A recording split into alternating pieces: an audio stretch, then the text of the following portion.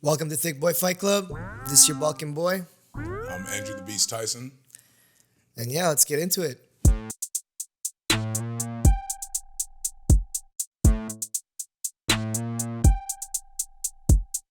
So first off, what's your Thick Boy meal of the week? I gotta give a big shout out to Bamboo Legend and my guy Dave.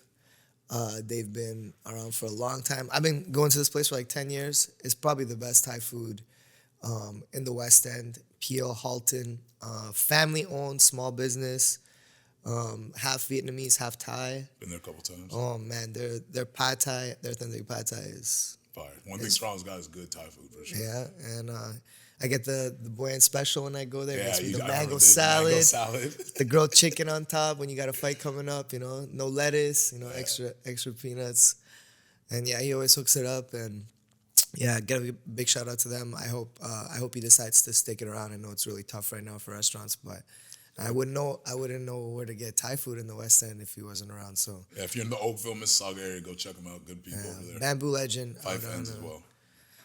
yeah, fuck, yeah. They train at Mafa, So yeah, Dundas and Winston Churchill is the Mississauga location. So Bamboo Legend, that's the spot. Mine is Lucky's Chicken and Waffles here in the Tobago Lakeshore. I don't even have any direct connection with them. I've basically only been getting through like Uber Eats, picked up once. Absolutely love it if you're into chicken and waffles. I know I'm stereotypical as that Who sounds. isn't? Some stereotypes are good, so whatever. I love chicken and waffles. And same thing. I have no connection with these guys, but I rate the good food. They're obviously doing everything they can to stay open, so we're gonna promote them.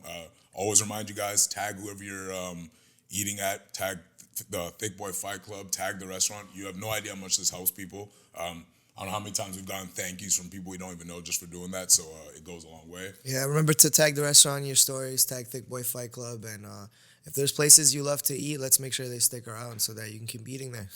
Yes. All right, so this past week we watched the Max Holloway Cater fight. Wow. What a fight. Wow.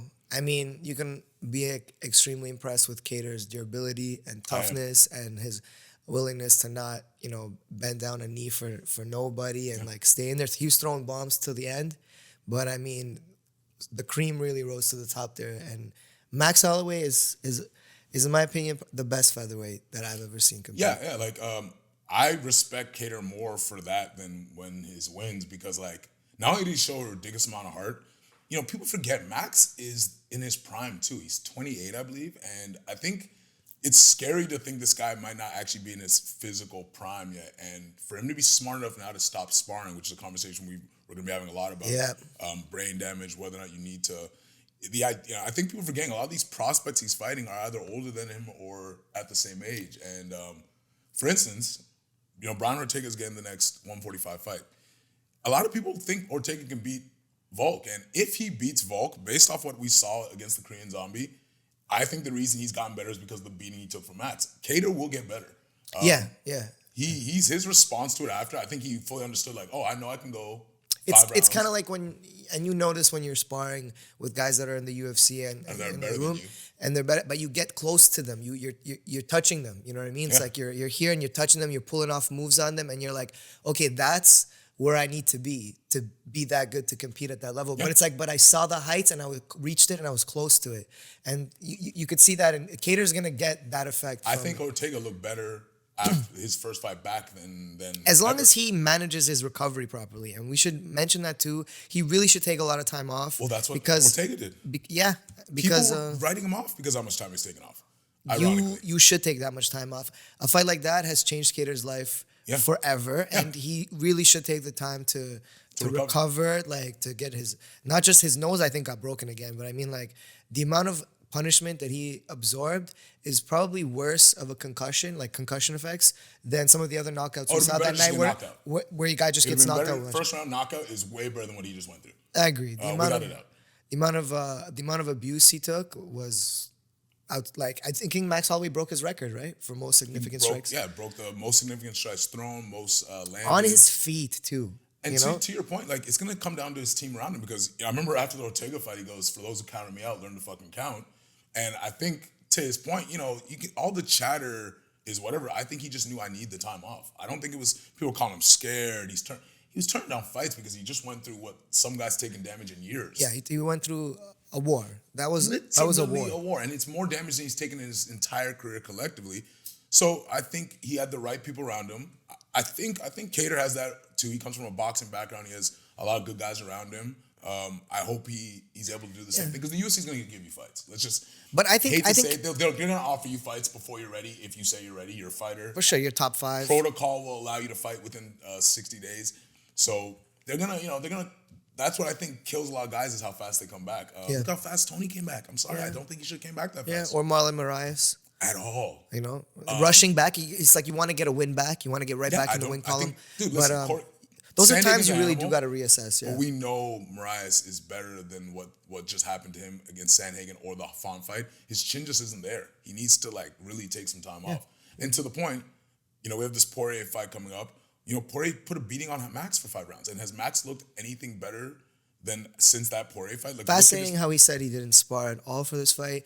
And I'm seeing the value of that more. When I fought in Trinidad, I didn't spar at all because I was coming off of a long layoff and an injury. He didn't spar for the second Volk fight, which I think he won and was his better performance against Volk. Yeah, and I think I talked to this with our boxing coach, Raf Delgado, is there's this point in your career where you got to spar a lot. Right, where you're learning how to fight, you're learning how to take a punch, you're learning how you react under fire, under pressure. But after you know how to fight and you know how to take a punch and all that stuff, the most important thing that you always say is you focus on your conditioning and your technique. Yeah. Because you're not going to get that much more out of sparring. And you can see it in Max Holloway where he's probably doing just tons of pad work and working on his conditioning and lots of drills. Well, you have to be at that level that you can afford to do that. You have to be around a team that because you're such a valuable fighter for that team, they're willing to do that. Not everyone has that option. You're going to practice and whatever gym you're at, if you're not a big deal or you're not able to afford to, he's doing pads every single day. Right? Yeah, now, but you're seeing guys train more like professional boxers even, where they build the camp completely around themselves. At the highest level it should be. And even though if they're part of a gym or a team, those are only part of their practices. A lot of the work, a lot of the homework is done individually. Your teamwork is done as an amateur. Once you are, obviously there's pro fighters who are there, let's just be honest, they're there to get beat up. So whatever, you're there for a paycheck or, you're a run-of-the-mill fighter, you'll never be Floyd, right? And then you have the Shakur Stevensons who, all that teamwork was done in the gym on your way to the Olympics, all that. Once you go pro, the money is put into you, you have sponsors, they all do their own camps, right? That's why, it's so weird when you think about, we got to give it, and we're going to talk about this actually, this is a perfect segue, is the Floyd Mayweather thing. For his career to be over and now him making all these circus fights and making money, look at the stable he has of guys under him. Look at this Gervonta Davis, Rolly, and Devin Haney situation. These guys all hate each other and train under him at his gym. That is, that's unheard of in boxing. And I don't think people really can appreciate that. Very few, it's never happened in history. As we're talking about comparing this to the Marvin Hagler days and Sugar Ray Leonard, how many of those guys were training at the same gym? And he's the only one in the game who can say that. I mean, he's built an empire. I'm sorry, he's humbled a lot of. I know people who've been waiting to see this man go broke for years, and it's just always some other way of hating on him. And then he has guys like Pacquiao fighting under him. He has Gervonta Davis. He then has the guy who ended up killing his wave, Devin Haney, training over there. And he used to use Devin Haney as a sparring partner. Devin Haney just publicly came out and said during his camp for the McGregor fight, he put hands on Mayweather, and nobody from the Mayweather camp has denied it. This kid grew up in his gym, trained with his fathers, and he came out and said that, and you would think that'd be some crazy disrespectful thing, but there's been no negative backlash. Mayweather's all business. Yeah. And you can see that with this fight that he's taking now. Yeah. Smart move. And when he started training Devin, Gervonta got mad, didn't want to go there for camp. Somehow he got Gervonta to come back for camp. He had his best knockout.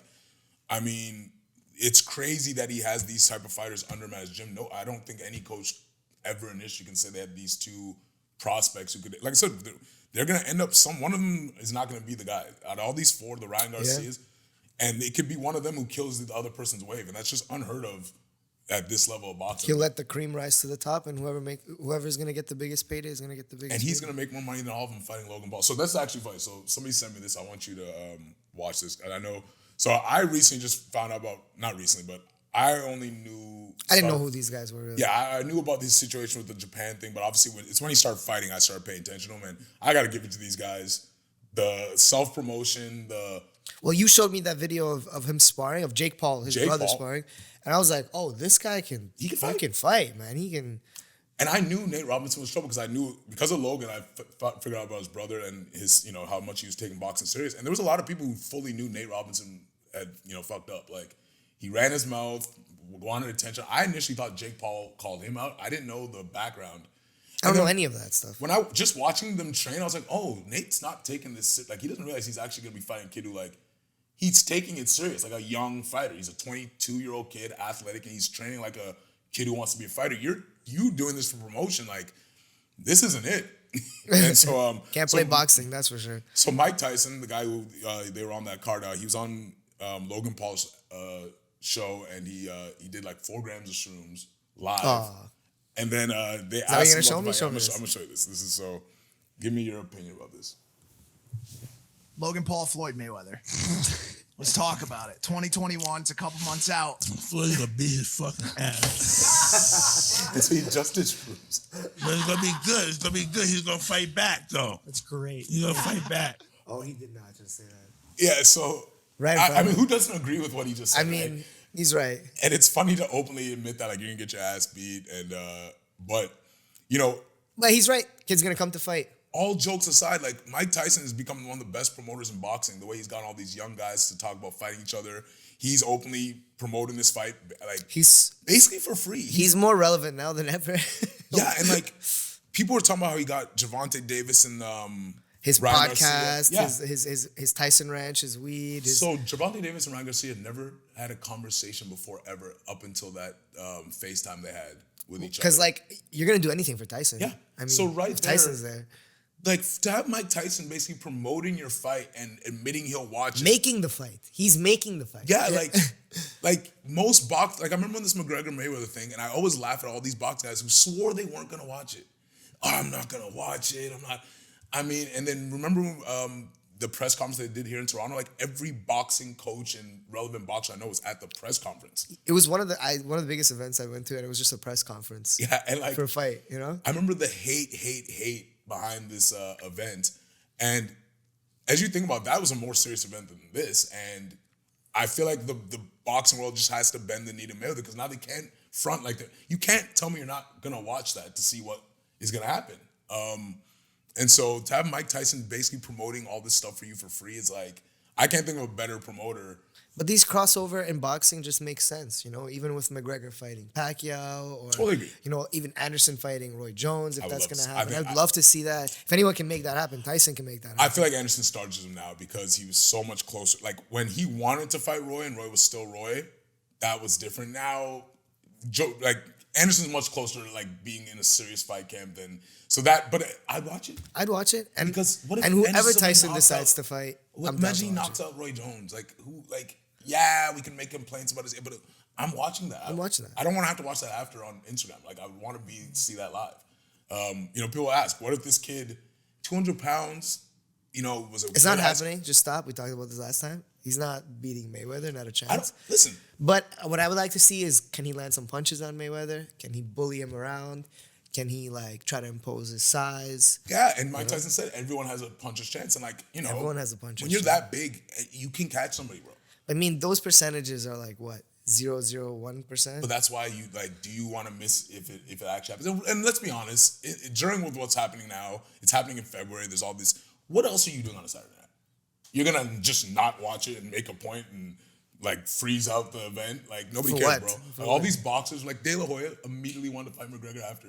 When he heard about what they got paid, he's like, wait, what? Like, I mean, they were talking about Canelo, like, all the same. And that's to your point, the way Mike Tyson said, but you're going to bring the fight. You're going to come to fight. And who wouldn't for that kind of money?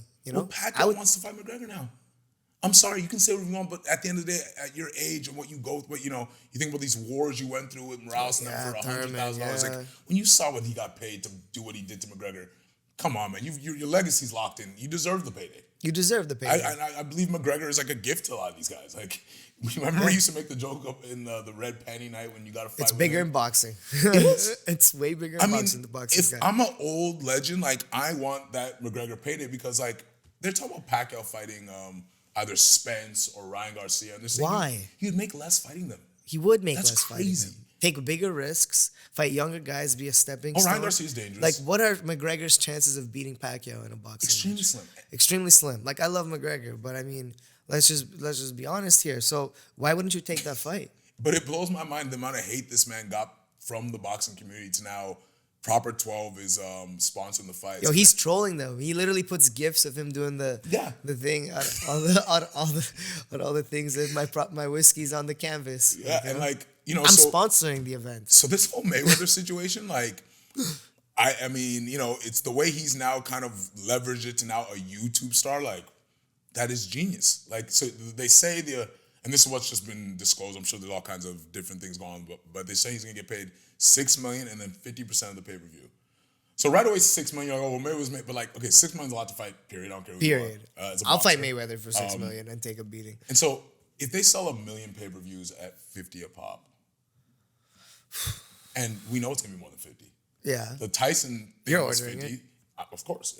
So they say they might sell it as, depending on the undercard, they might sell it as an official like $70, like a real pay-per-view card. And I mean, if depending on who the like co-main event is, it could sell 2 million.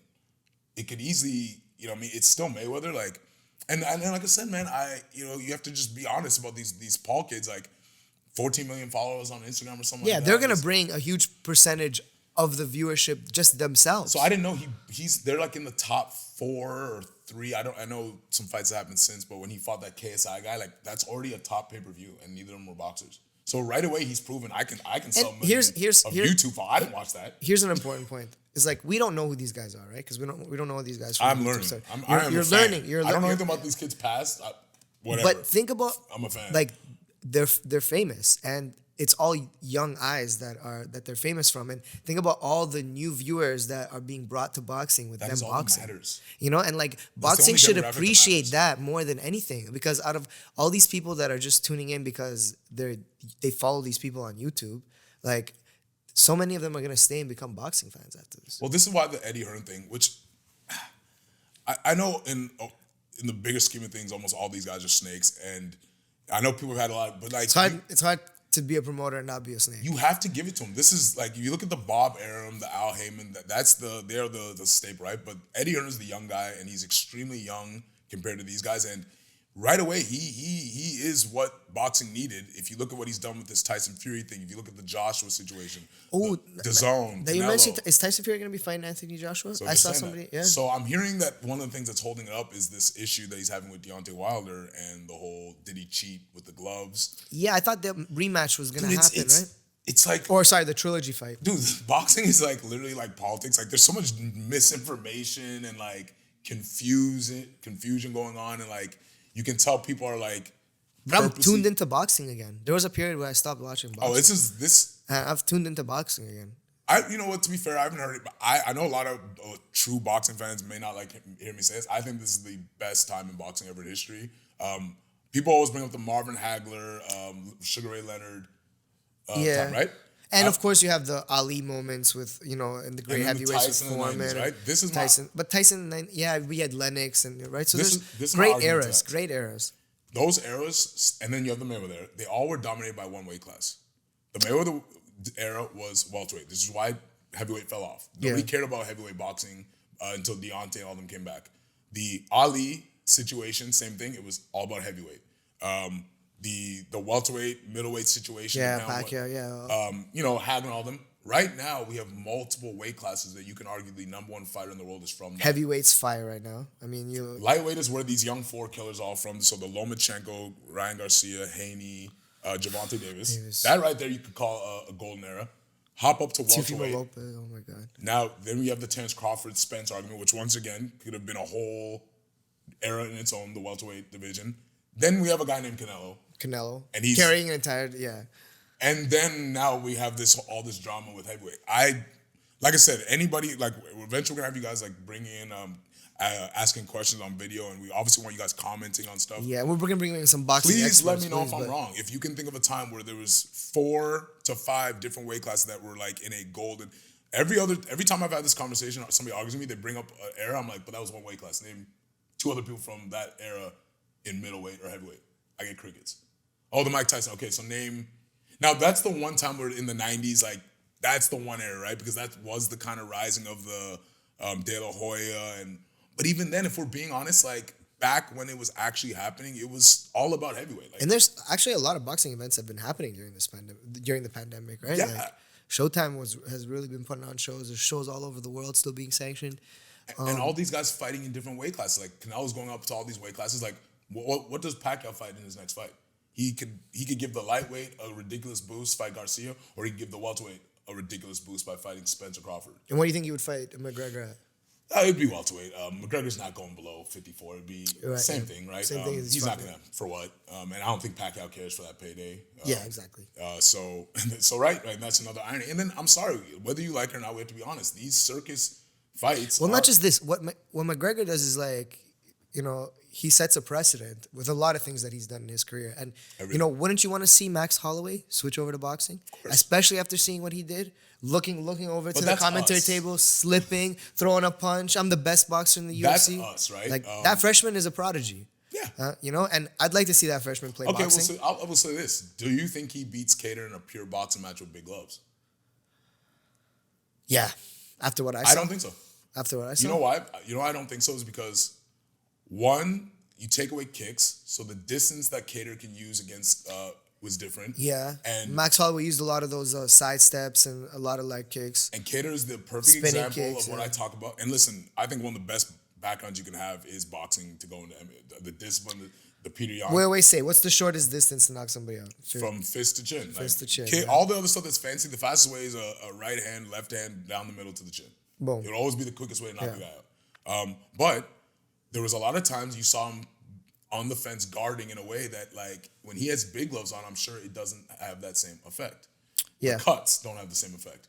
And this is kind of something that I've had to go back and forth with every boxing coach is I just sometimes remind him, like, I can't do certain things. I can't dip this much and, like, run into a head kick. I can't cover up and think that, like, I'm safe when I have 4 I saw a lot gloves. of stuff where it's just simply punches were getting through that I'm sure when Kattar spars, they don't get through. And when he was a boxer, as successful as he was, they don't get through. I fully believe. Well, they don't. And then the damage. You're taking them on the gloves. You don't get cut that easily. Like, there's just... we look at bare knuckle boxing and how guys get their faces destroyed. You know what the worst thing about that is? Remember when, like, Joe Rogan was, like, all about it? And then the very first event. He was like, I take it back.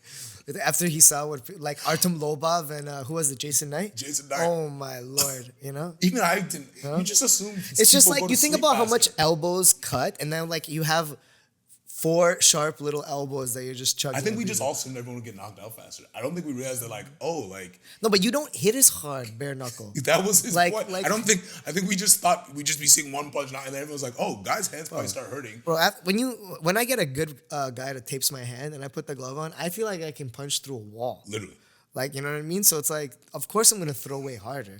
Hit a heavy bag where you don't have gloves, just like bare knuckle, and you already are pulling your punches and more selectively and it's throwing like your worse shots. Because you're gonna cut the person more, and you fuck up your hands and cut your hands. Yeah, it was brutal to watch, and so I just think that was something we saw, which is why I always. Have you seen these bare knuckle fighters? How their hands look? Like the knuckles would be like your hands sticking. broke after a couple punches. I mean, like. Yeah, this my hand thing is always fun. hurts after MMA fights. Like, and I'm not even a strike. Just Yeah, like literally from there's like ground the to ground. fights where like I have trouble taking my gloves off because my hand's so swollen. Every fight I have to ice, like, and I don't even have to throw out punches. Just that, like, if you have any type of hand issues, the small gloves, you're just naturally gonna have that issue.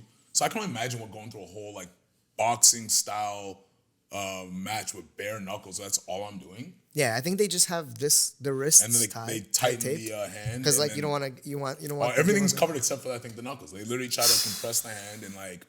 So I just saw a situation where it was like, ugh, like I think you were doing a lot of things you would get. And there it is, another reminder, that there's levels to this, and as real as MMA is, there's literally like there's another layer like underneath that, like when it gets real in a street fight and Valitude. And I look forward to having guys like self-defense guys on the show, like Adam De Freitas or Lucas Chastain, that deal with stuff like that when it's like no rules, you know what I mean? And how much the dynamic of a fight changes. Well, like, so I mean, and this is kind of interesting, and this is why everyone knows my stance. That fight to me is proof as why wrestling it will always be the best background for fighting, because so much of what Kattar went back to when he was losing was defending himself like a boxer, and when you're losing in a boxing match, he just didn't have the ability to shoot properly. Like I'm not saying he can't wrestle.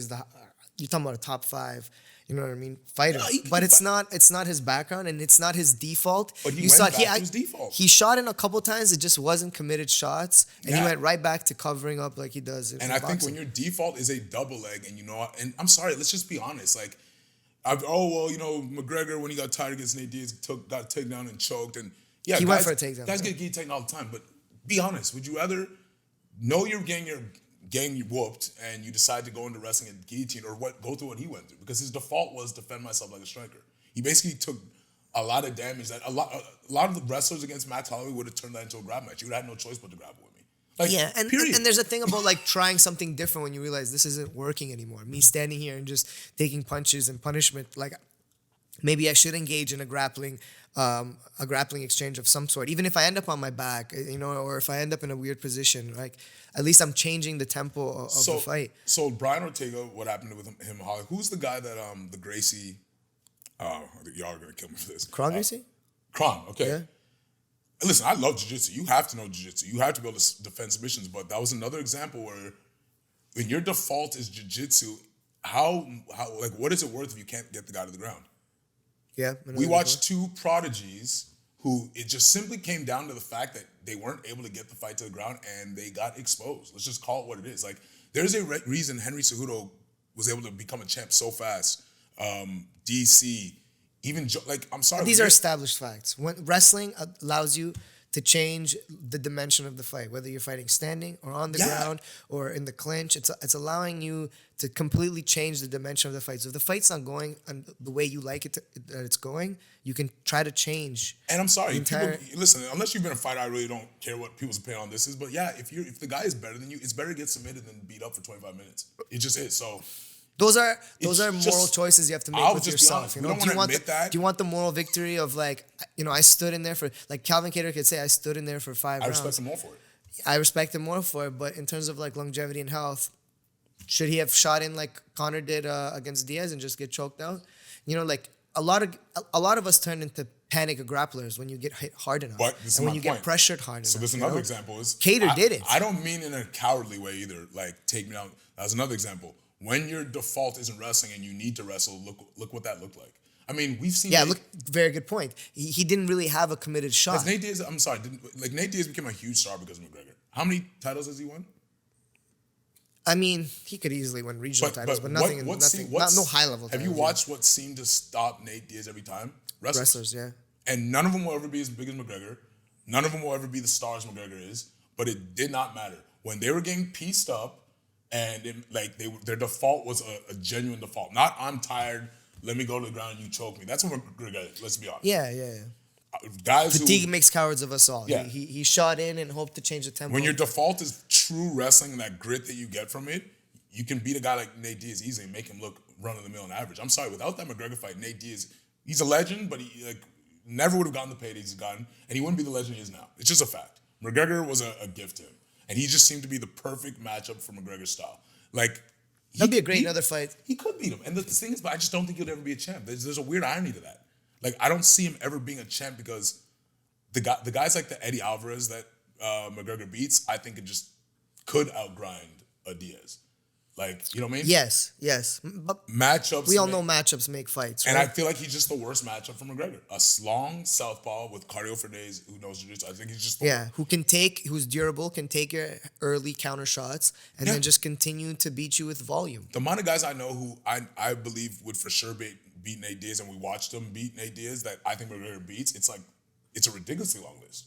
Tons of wrestlers who, because they don't have that length, get knocked out by McGregor, but because of the wrestlers, take down Diaz and dominate him for 3 to 5 rounds, which is what we've seen him happen to him multiple times. I mean, like, Diego Sanchez beat his brother. Like, these are guys who, that seems to be always what stops their training is a good wrestler. GSP versus brother. Like, and so, yeah, man, like, when you saw that Kattar fight, it was just like, man, like, you need to have something else other than just defending yourself like this for... And then throw in a couple... Like, if you think about it, it is like the way a boxer would defend himself, right? Cover up, eat a few shots, throw a couple to show the ref you're still in the fight, And granted, every shot he threw, he was still trying to take Holloway's head off. He was trying to win till the very end. And that's why... He's a warrior. So I'm going to ask you a question, and I want you to be two different people. As a fighter, if you were his, so Rob Font is a teammate of his. Okay, would you have thrown the towel in? So like, let's say that was you in there fighting. And exact same thing's happening. I'm in shape. No. I'm throwing punches back. Okay, right? No, I wouldn't, because if you go through the camp with somebody, and I'm saying this as a fighter, if you go through camp and you've seen all the sacrifices that you would have had to make to get to that level, and you see that I'm still in shape. And I know you're in shape. I know that you've prepared everything you need to, and I can and this is your moment. You have 25 minutes. If you have 10 seconds left, you know what I mean. If you look like you're still in there, like I'm gonna let you go, regardless of if I know, like, man, this is gonna be a moral victory. There's probably like a 0.01 chance he wins at this point. He's taking too much damage. I'm just letting you go out there and take another beating for 5 minutes. But man, if we're playing such a high stakes game and this is what we're here to do, I wouldn't throw in the towel. Now, so would you throw in the towel for me? Okay, so this is why that's weird, because I feel like I've had so many years off to be just a coach that I was about to ask the second. If you were a coach and that was a fighter that you started with him as an amateur and you were done fighting with your career, would you still felt the same way? And I'm asking to ask you, pretend you're maybe 10 years older or something. Yeah, right? and that's a good thing. Like, I always like to go back to Muhammad Ali's quote about, man that views the world the same as 50 as when he did as he was 20 has wasted 30 years of his life. So, I'm for sure you'd maybe have a more compassionate view and like to try to, And you're not even a coach. Look how I'm getting you to stump you on that. I'm trying to, if you live to fight, you could live to fight another day if I throw in the towel. So perfect example is and the Henry Cejudo fights with Dominic Cruz and TJ Dillashaw, right? Both of them had the argument that the fights ended too soon. I disagree. I think you got saved. Notice how they're able to save face, and even though I think to most people we know that you just want to be put to sleep. Fine, cool, I get it. You have that right. But do you see how they get to now blame somebody else and somebody saved them from themselves? I'll take the blame. Yeah, like Brian Ortega is interesting because like his corner didn't have to throw in the towel, but they were saved by Dr. Faisal, who everybody here in Ontario knows Dr. Faisal, but he got saved by the doctor, and that's another good excuse you can have, right? So as we talk about this Deontay Wilder thing, you know how he fired that coach? Remember that was the only world champion on his team. That was sad, yeah. He was I believe the coach was an Olympian. He fired him. Now you're going through this whole deposition implying that the guy cheated. You're showing people knots on your heads that can only been used by you fired this guy. To your point, I'm a fighter, I'm angry. But now here you are going through deposition claiming he cheated. Are you still mad at that coach? We've seen the gloves. We've seen you know what I mean? And this is why I believe sometimes you have to be like, as a coach or whatever, you have to willing to be the bad guy because people were, him and his coach were crucifying this guy. And now here you are admitting that you think the guy cheated. Like, so are you still mad at that coach for throwing in the towel? Right? So, well, we're going to... Those are, and those are topics that we need to get to because it's about brain trauma and how much you're willing to take. And, I don't know if you've seen the stuff that I sent you about Spencer Fisher. We're going to get into all that stuff. You said you're going to bring on the... Yeah, hopefully I can get Melissa Biscardi on here. She runs Brain Camp and she's very educated about these topics. So yeah. It's probably a good way to end it. I'll let you think about that again. We can kind of come back. So guys, we want you guys to start doing a quick, 15 to 30 second clip videos of maybe topics you want us to go over, questions you have. We're gonna start having guests and give you guys a heads up, so you guys can make these and either post on your page. That'd be awesome. Tag us, or you can send them directly to the Thicc Boy, Thicc Girl Fight page, or just DM page. us. Yeah, DM us whoever you are. Yeah. Hopefully we're gonna start reaching more people, but we're starting. These are the type of questions if you have things you want to ask, or even just an opinion on something we've said. We're all about open debate. That's why I think you gain knowledge, and I think in a time where people don't want to do that anymore, we're all for it. If you think we suck on our opinion about something, we want to hear it. Absolutely. I'm more than happy to logically defend my stances. I'm sure Boyan is too. Yeah. And any of the guests we have, be honest with us. That's what we want. That's how we want to grow. We want to encourage good conversation. Like I said, thank you for joining again. Thank you to everyone that's been supporting the podcast, the page, the hoodies, everything. Thank you to our girl Fallon. She's awesome. Yes, thank you. And, keep supporting all the restaurants. Keep training. Keep going. Get your exercise in. Support your gyms. Yep. Train hard, thick, easy. Join the Thicc gang. That's that.